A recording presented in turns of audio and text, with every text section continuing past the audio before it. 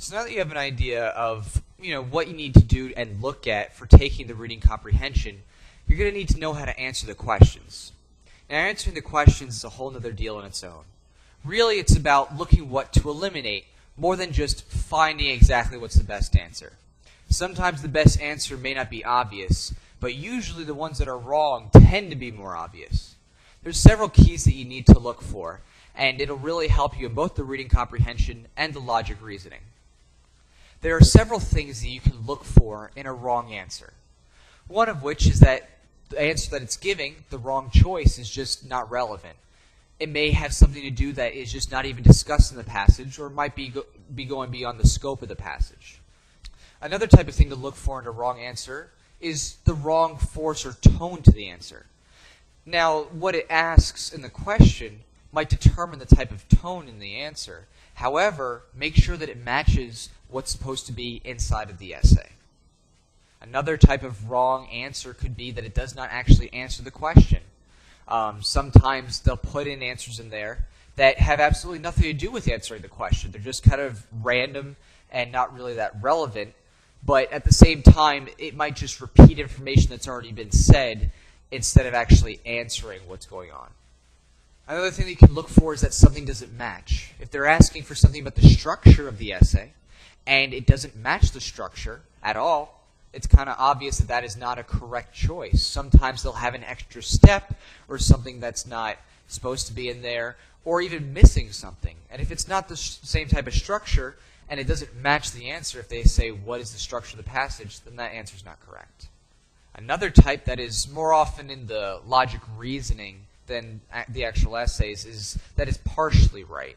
And that is that you can have a question in the logic that offers an answer that only halfway answers the question.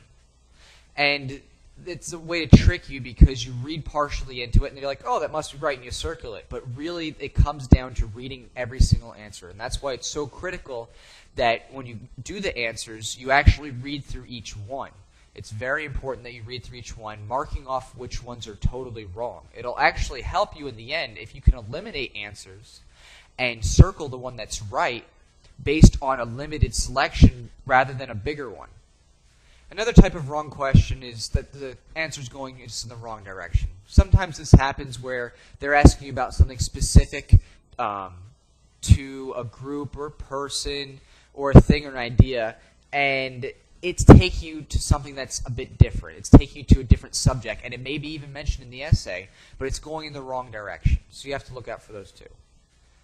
Now remember, the reading comprehension passages are just like every other part of the LSAT in that they're dealing with arguments. So it's really important that you consider what do the arguments do, and especially what the author's position is.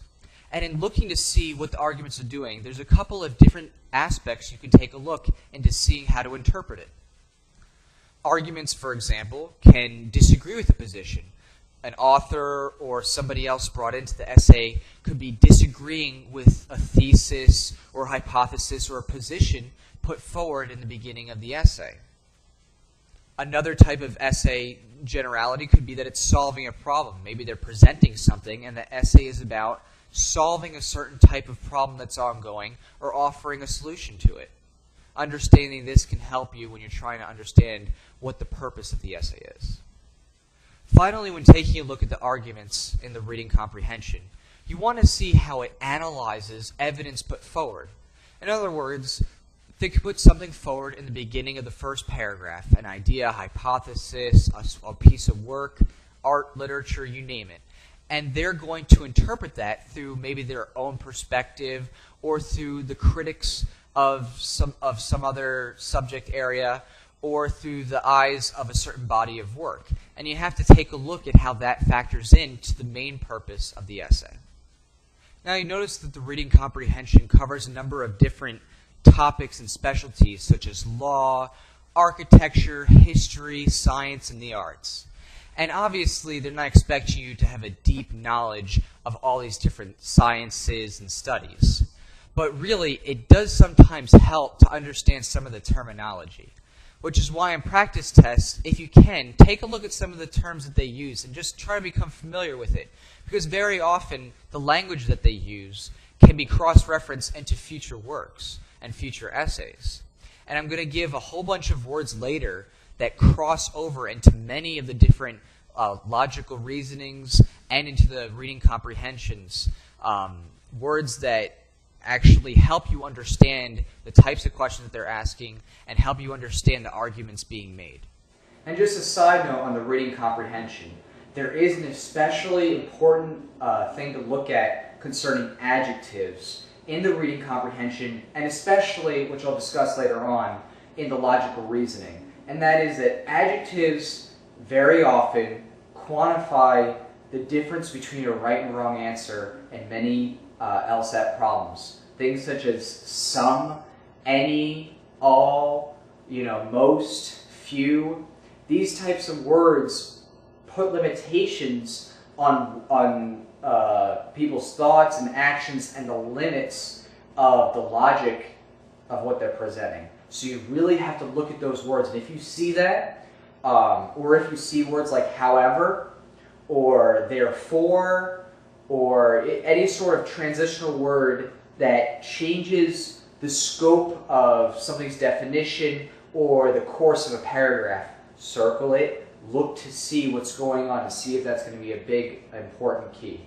And that'll come in handy too when you're doing the logical reasoning later on, because you're really going to need to watch out for the tricky adjectives, because very often they're going to try to trip you up by changing a descriptive word from like many to few, or some to all, or even a descriptive word like they can say happy workers versus sad workers, or like excited workers. They can slip of an adjective, make an answer wrong just because they change that one word.